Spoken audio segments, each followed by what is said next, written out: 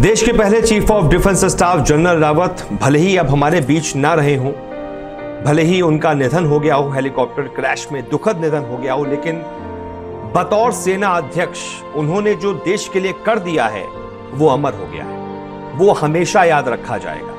खास तौर से म्यांमार से लेकर पीओके तक दुश्मन की घर में घुसकर उस पर हमला करना, ऑपरेशंस को अंजाम देना, ये जनरल बिपिन रावत ही कर पाए थे। तो आज जनरल बिपिन रावत के उन दो ऑपरेशंस के बारे में आपको बताऊंगा जिन्होंने भारतीय सेना को और आक्रामक बनाया और भारतीय सेना के शौर्य, उसके पराक्रम का लोहा पूरी दुनिया को मनवाया।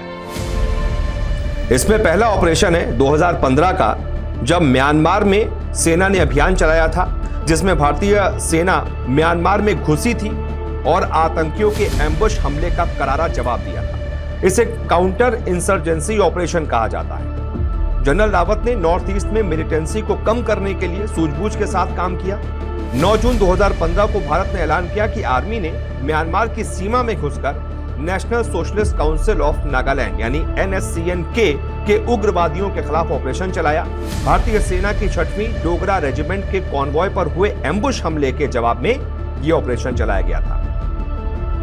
इस ऑपरेशन में भारतीय सीमा ने अंतर्राष्ट्रीय सीमा को क्रॉस किया था, म्यांमार में घुसे थे जहां पर इन उग्रवादियों का पूरा कैंप था और ये ऑपरेशन लगभग 40 मिनट तक चला था, जिसमें NSCN-K के लगभग 38 उग्रवादियों को मौत के घाट उतार कर आई थी हमारी भारतीय सेना। यह मिशन दीमापुर की 3 कॉर्प्स कमांड ने चलाया था और पूरा ऑपरेशन तब जनरल बिपिन रावत की ही निगरानी में हुआ था।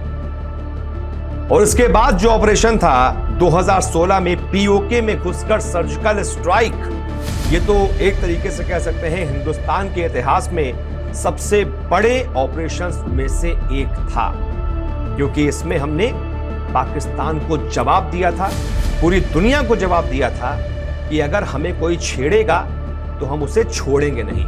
हम पहले तो किसी को छेड़ते नहीं हैं, लेकिन अगर हमें कोई छेड़ने की हिम्मत करता है, हौसला दिखाता है, तो हम उसके हौसले को परास्त कर देते हैं, पस्त कर देते हैं, उसके घर में घुसकर उसे मारते हैं। इस ऑपरेशन में 28 और 29 सितंबर 2016 की रात को भारत ने पाकिस्तान के कब्जे वाले कश्मीर में सर्जिकल स्ट्राइक की थी। 18 सितंबर को उरी बेस पर हुए आतंकी हमले में भारत के 19 जवान शहीद हो गए थे। इस हमले के बाद जवाबी कार्रवाई में यह स्ट्राइक की गई थी। 29 सितंबर को भारतीय सेना ने ऐलान किया था कि उन्होंने पाकिस्तान के कब्जे वाले कश्मीर में घुसकर आतंकी लॉन्चिंग पैड्स पर हमला किया और आतंकी ठिकानों को नेस्तनाबूद किया।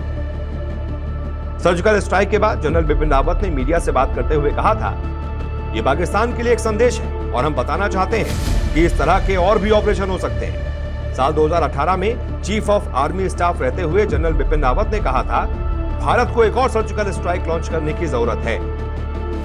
आपको बता दें, जनरल रावत को परम विशिष्ट सेवा मेडल, उत्तम युद्ध सेवा मेडल, अति विशिष्ट सेवा मेडल, विशिष्ट सेवा मेडल, युद्ध सेवा मेडल और सेना मेडल से नवाजा जा चुका था। वो एक बहुत बड़े, बहुत कुशल सैन्य अधिकारी थे। देश ने वाकई में एक बहुत बड़े पराक्रमी, एक तरीके से वीर को खोया है। किसी भी कीमत पर, किसी भी स्तर पर कभी भी कमी को पूरा नहीं किया जा सकता। नमस्कार, मैं हूं मानक गुप्ता। अगर आपको हमारा ये वीडियो पसंद आया हो तो इसे लाइक और शेयर जरूर करें और हां, हमें सब्सक्राइब और फॉलो करना ना भूलें ताकि आप देश और दुनिया की कोई खबर मिस ना करें। तो जुड़े रहिए हमारे साथ और देखते रहिए न्यूज़ 24।